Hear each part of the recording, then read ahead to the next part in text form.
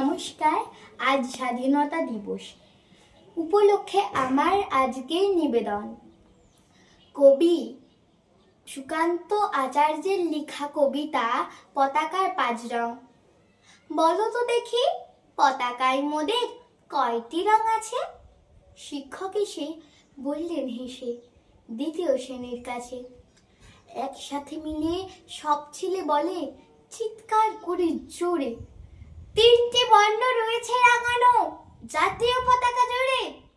শ্রেণীর পিছনে বেঞ্চের কোণে শিশু ছিল এক বসে।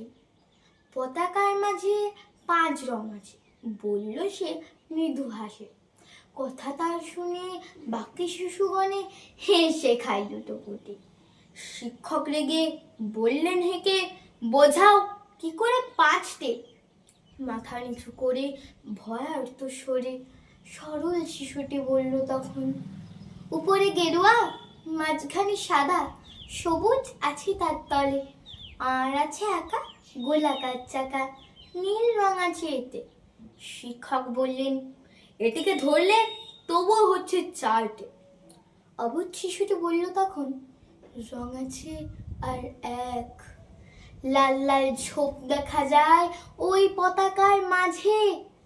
বাবাকে যখন আনলে ওরা কফিনের ঢাকা খুলে, জড়ানো রয়েছিল দেহখানি তার পতাকার ফুলে।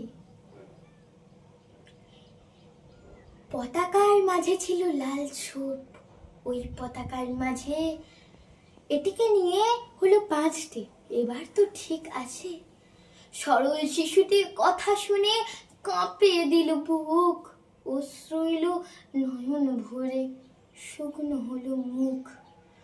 আজও যারা দেশের জন্যে করছে বলিদান, স্বাধীনতা শহীদ সম তাদের অমর প্রাণ। রয়েছে স্বাধীন পেরিয়ে গেছে অনেকগুলি বছর, দেশ বাঁচাতে যাচ্ছে যে প্রাণ, রাখছে কি তার খবর? নমস্কার।